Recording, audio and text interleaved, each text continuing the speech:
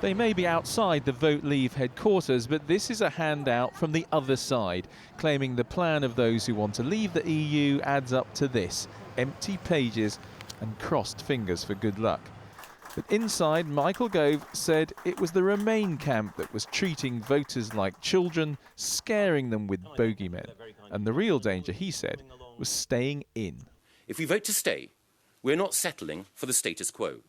We're voting to be a hostage, locked in the boot of a car, driven by others to a place and at a pace that we have no control over.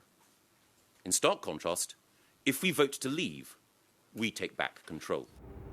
He said once it had left, Britain would negotiate a free trade deal with European countries, but without signing up to free movement of people or other pesky EU rules. And he said where Britain ploughed ahead, others would follow in her wake. For Britain, voting to leave will be a galvanising, liberating, empowering moment of patriotic renewal. But for Europe, Britain voting to leave will be the beginning of something potentially even more exciting: the democratic liberation of a whole continent. If we vote to leave, we will have, in the words of a former British Prime Minister, saved our country by our exertions and Europe by our example.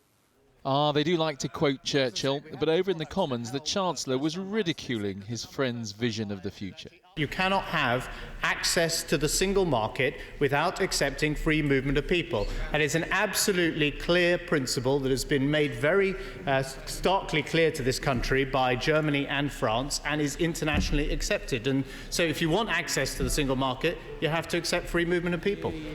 Michael Gove does have friends who agree with him. Whatever Michael said is right. Europe is dividing friends, parties and the country.